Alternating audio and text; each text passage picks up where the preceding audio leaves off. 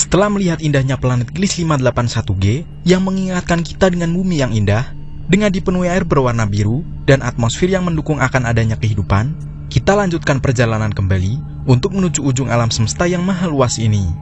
Kencangkan sabuk pengaman kalian, karena kita akan melesat cepat menuju 100 tahun cahaya dari bumi.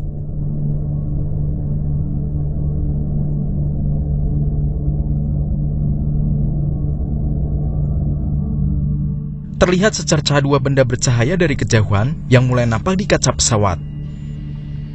Ternyata bintang kembar Algol sudah menyambut di depan kita. Dikenal sebagai bintang kejahatan, bintang ini dapat diamati dari bumi menggunakan teleskop. Terlihat terang di balik bintang lainnya, namun kini kita melihatnya di depan mata kita. Tidak seindah yang kita bayangkan, hal mengerikan sedang terjadi di sini. Namun ini merupakan fenomena yang sangat langka. Lihatlah, bintang yang satunya sedang terhisap oleh bintang lainnya. Jika sinyal radio dari bumi dapat sampai di sini, maka sinyal radio dari zaman Perang Dunia Pertama yang sekarang baru sampai di sistem bintang ini.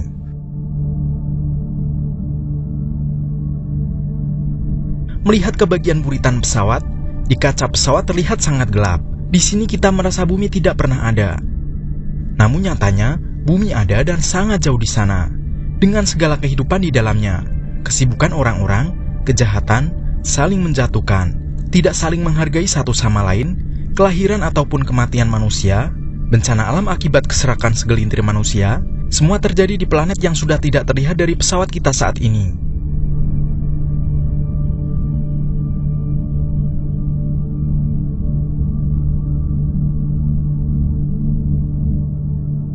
Di sini kita berpikir, akankah masih ada kehidupan di bumi? Dengan berbagai macam keunikannya saat kita kembali nanti? Lupakan dulu pikiran ini, kita akan meluncur lagi lebih jauh dari planet bumi. Di perjalanan ini kita merasa sangat kecil di alam semesta. Banyak hal yang aneh dan menakjubkan di alam semesta ini. Manusia bagaikan bakteri yang ada di gurun pasir yang sangat luas.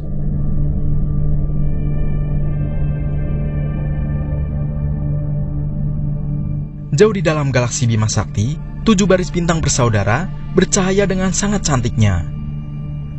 Anak dari dewa Yunani Atlas, Pleiades adalah gugusan bintang terbuka atau open star cluster. Gugusan bintang ini terdiri dari 1000 bintang yang sudah diketahui. Namun karena jaraknya yang cukup jauh dengan bumi, Pleiades terlihat hanya terdiri dari 7 bintang utamanya.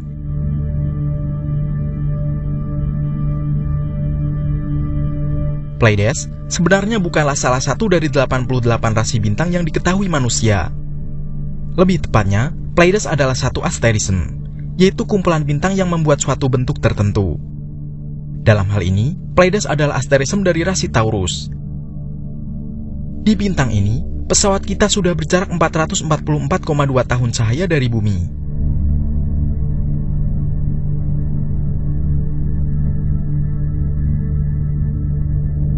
Pergi semakin jauh, apalagi yang akan kita jumpai di alam semesta ini?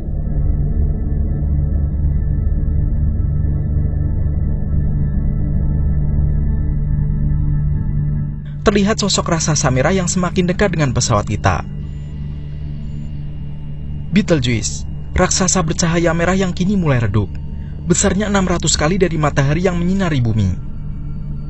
Awalnya Betelgeuse merupakan bintang yang ukurannya biasa saja, seperti matahari kita. Ketika Betelgeuse semakin tua, dia pun kehabisan bahan bakar hidrogen. Akibatnya, Betelgeuse mengembang dan warnanya pun memerah. Bintang ini akhirnya menjadi bintang raksasa merah. Seandainya Betelgeuse menggantikan matahari di tata surya, ukurannya yang besar akan menempati lokasi matahari sampai ke Jupiter. Redupnya Betelgeuse ini diperkirakan terjadi karena adanya aktivitas pendinginan di bintang ini.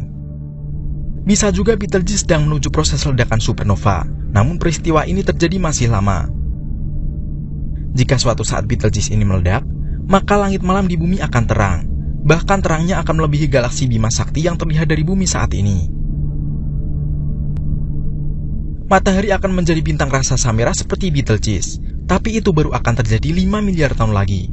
Sedangkan Betelgeuse baru akan meledak dalam 100.000 tahun lagi.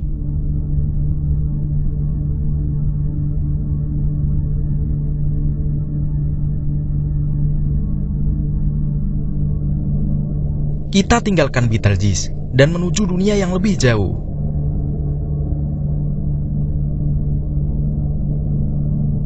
Setelah menempuh perjalanan yang jauh dan lama, kita tiba di suatu tempat. Tapi tunggu dulu, tempat ini sangat aneh. Bukan sebuah bintang dan bukan sebuah planet. Kita seperti di dalam sebuah ruangan yang gelap. Awan gelap Orion terletak 1.300 tahun cahaya jauhnya dari bumi. Awan gelap Orion terbuat dari debu dan gas yang sangat panas. Masuk lebih jauh ke dalam awan gelap Orion ini, nampak banyak cahaya bersinar yang menarik debu dan gas yang ada di sini. Memanaskan lalu meleburkan debu dan gas menjadi sebuah bola gas yang berpijar layaknya sebuah bintang.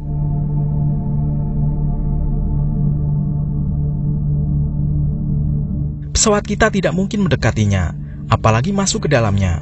Suhunya jutaan derajat Celcius di dalam sana. Seperti layaknya bintang di alam semesta ini, reaksi nuklir juga terjadi di dalamnya, yang menjadikan suhunya sangat panas, sehingga menghasilkan energi, radiasi, dan cahaya. Inilah kelahiran sebuah bintang. Awan gelap Orion bisa dikatakan adalah sebuah pabrik bintang. Di masa depan, bisa saja awan gelap Orion ini akan menjadi sebuah semesta yang memiliki ataupun mendukung sebuah kehidupan. Seiring berjalannya waktu, dengan pembentukan banyak bintang di dalamnya.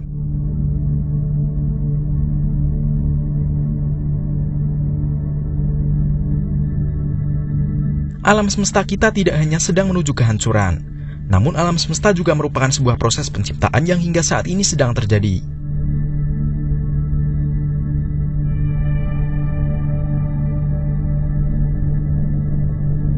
Semakin jauh meninggalkan bumi, kita banyak menemui objek aneh.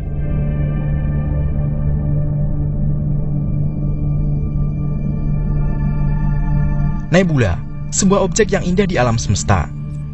Melihat nebula, bagaikan melihat awan berwarna di langit yang gelap. Nebula ini terbuat dari kumpulan awan dan gas raksasa. Nebula menunjukkan, inilah salah satu karya besar dengan segala keindahan dari sang pencipta alam semesta. Nebula terbentuk dari debu dan gas yang terionisasi. Terionisasi ini maksudnya adalah gas yang sudah berubah susunan atom dan molekulnya. Biasanya nebula jenis ini dikenal dengan nebula emisi. Nebula ini terbentuk ketika bintang yang baru saja terbentuk mengionisasi gas yang ada di sekitarnya, sehingga membentuk nebula emisi ini.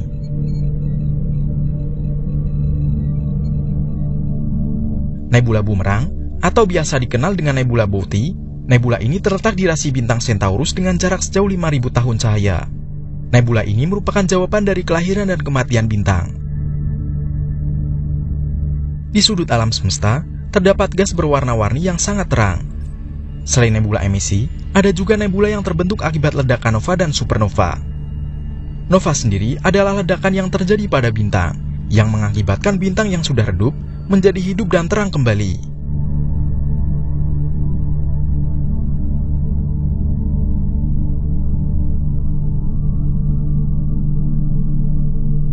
Sedangkan supernova adalah ledakan yang lebih besar dari nova, yang menandakan berakhirnya suatu bintang.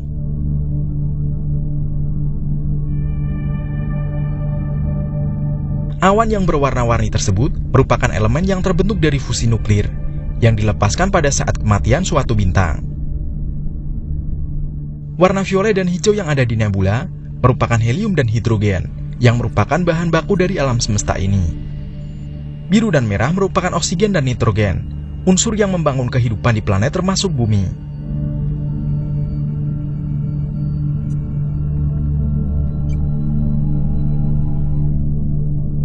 Apakah kalian melihat pancaran cahaya redup berwarna biru di tengah nebula tersebut? Itu adalah arwah dari sang bintang yang telah mati, yang disebut Katai Putih. Kecil, putih, namun sangat panas, dan luar biasa padat. Peristiwa matinya sebuah bintang dan membentuk Katai Putih ini merupakan peristiwa yang luar biasa. Atom-atom pada Katai Putih ini melebur dan berdenyut membuatnya sangat padat. Bahkan sesendok teh dari Katai Putih ini bisa berbobot 1 ton.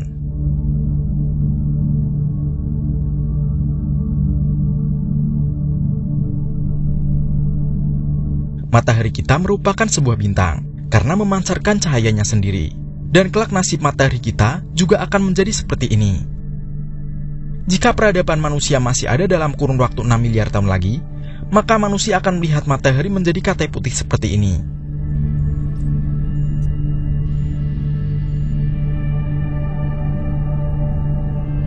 Kita tinggalkan nebula supernova yang indah dengan katai putihnya, yang luar biasa padat dan panas. Pesawat kita meluncur dengan sangat cepat. 6.000 tahun cahaya dari bumi, kita dapat menemukan sesuatu yang lebih menyeramkan.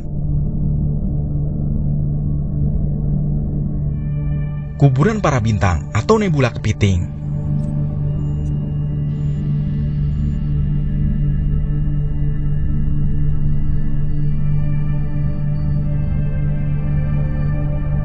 Melihat nebula kepiting merupakan keajaiban di alam semesta yang tak pernah terbayangkan sebelumnya.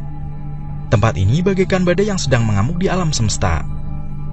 Pesawat kita masuk ke dalamnya, dan inilah inti dari badai tersebut, sebuah pulsar, yaitu sebuah bintang neutron yang berputar sangat cepat dan memancarkan radiasi dengan frekuensi 30 putaran tiap detiknya. Ukuran pulsar ini hanya 12 mil, namun luar biasa padat.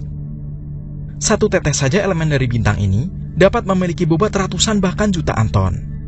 Radiasi pada pulsar ini sangat banyak, lebih banyak dari radiasi matahari atau sebuah bintang. Pulsar menjadi objek yang luar biasa sekaligus mengerikan di alam semesta.